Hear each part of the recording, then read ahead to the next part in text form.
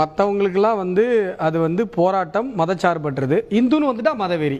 நான் என்ன கேக்குறேன், ஒரு வரலாறு என்ன மண்டல் கமிஷனை கொண்டு வந்தது பேசல, இருங்க நான் சொல்றேன். மண்டல் கமிஷனை கொண்டு வந்ததே நாங்க தான். காங்கிரஸ் அதாவது மண்டல் கமிஷன் ஒன்று கமிஷன் அமைக்கப்பட்டது மொரார்ஜி தேசாய் அரசாங்கத்தில். அப்போ வாஜ்பாய் அமைச்சரவையில் இருந்தார். அதுக்கப்புறம் திரும்பி இவரால் விபி சிங்கால கொண்டு வரும்போது எங்களுடைய ஆதரவு பெற்ற அரசாங்கம். எங்களை பார்த்து நீங்கள் மண்டல் கமிஷனுக்கு எதிராக போராடினீங்கன்னு இது மாதிரி பொய் புனைவுகள்லாம் இனிமேல் மக்கள் நம்ப மாட்டாங்க. ஏன்னு சொன்னா இருங்க சார், நான் பேசிடுறேன். உங்களுக்கு சொன்ன விஷயம் தான், கருத்தியல் எதிர்கொள்ள துணிவு இருந்தால் அமைதியா இருந்துட்டு அப்புறம் பேசுங்க. இன்னொரு விஷயம் நீங்க என்ன அலோ பண்ணீங்களா? ஓகே திரு வன்னியரசு, நான் என்ன சொல்றேன், அவர் வந்து நீட்டுக்கு போறாங்களா? எவ்வளவு பொய் சொல்றீங்க? பொய்யெல்லாம் கிடையாது, வரலாறு எடுத்து பாருங்க. சொல்லுங்க சுவாமி, சொல்லுங்க திரு வன்னியரசு.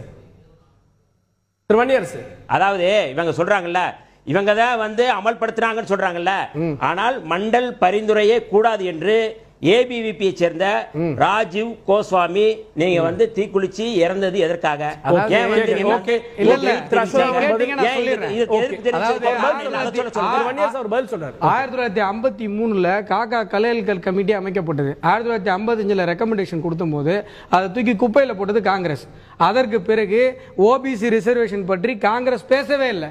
அதற்கப்புறம் காங்கிரஸ் அல்லாத அரசாங்கம், எங்களுடைய ஆதரவு பெற்ற அரசாங்கம் வரும்போதுதான் மண்டல் கமிஷன் ஒன்று வைக்கப்பட்டது.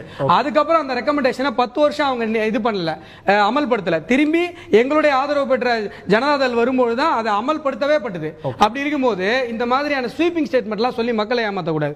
இன்னொரு விஷயம், நான் என்ன சொல்றேன், நீட்டுக்கு போறாங்களா நீங்க 50% ஓபிசி கேட்டீங்களா? ஒரே ஒரு கேள்வி வைக்கிறேன், அப்படியே பேசிட்டே இருந்தீங்க. நான் அப்படியே நீங்க சொன்ன மத்த புனைவுகளுக்கு நான் பதில் சொல்லணும், சொல்லுங்க.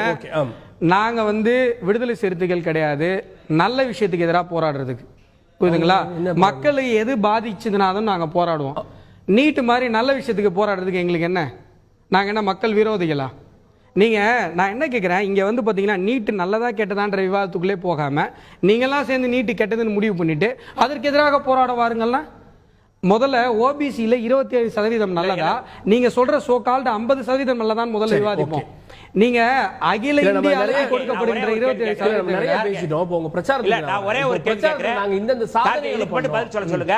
அது தாமரை யாத்திரை அப்படின்னு வச்சிருந்தா பிரச்சனை இல்ல, வேலை ஏன் கொண்டு வரீங்க?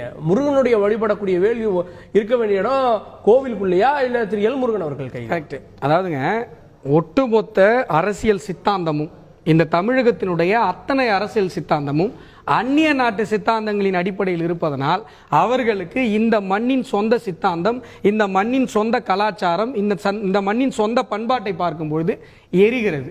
இவர்கள் அரசியல் செய்பவர்கள் அரசியல் செய்யணும். எதுக்காக இந்து மக்களை திட்டுவதை மட்டுமே அரசியலாக செய்து கொண்டிருக்க வேண்டும்? எதற்காக இந்து மதத்தை கொச்சைப்படுத்துவதை மட்டுமே அரசியலாக செய்து கொண்டிருக்க வேண்டும்? அப்படிப்பட்ட ஒரு சூழ்நிலையில் இந்த மாதிரி இந்து மக்கள் துவேசிக்கப்படுகிறார்கள், இந்து மக்கள் இது போன்று கொச்சைப்படுத்தப்படுகிறார்கள். அவர்களுக்கு பாஜக ஒரு விஷயத்தை அதுதான் பிரிவினையை தூண்ட போறாங்கன்னு எப்படி சார்? நான் என்ன கேட்கிறேன், நீங்க எல்லாம் துவேசிப்பீங்க, நீங்க எல்லாம் திட்டுவீங்க, நீங்க எல்லாம் வன்மத்தை கக்குவீங்க. நாங்க ஆதரவா பேசினா ஆஹா நீங்க மதவாதம் பேசுறீங்க, என்ன நியாயம் இதுன்னு கேட்கிறேன்.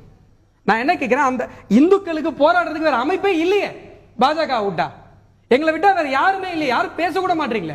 அவ்வளவு மோசமான ஒரு வார்த்தை சொன்னாலும் கூட, அவ்வளவு மோசமாக இந்துக்களை விமர்சித்தால் கூட அதை ஒரு அறிவுஜீவித்தனம் என்று கற்பிக்கின்ற இந்த பொது புத்திக்கு எதிராக பாஜகவை தவிர வேறு யாரும் இல்லை என்கின்ற சூழ்நிலையில் இந்து மக்கள் மட்டும் கிடையாது, எந்த ஒரு சமுதாயம் துவேசிக்கப்பட்டாலும், எந்த ஒரு சமுதாயம் சட்டத்துக்கு எதிராக வஞ்சிக்கப்பட்டாலும் பாஜக கேள்வி கேட்கும்.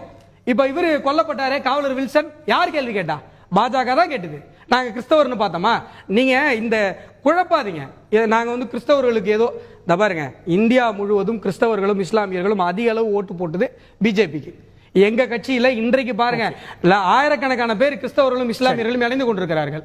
எங்களுக்கு நான் ஹிந்துவான்றது கேள்வியே கிடையாது. நீங்க ஆன்டி ஹிந்துவா இருந்தா நீங்க எங்களுடைய எதிரி.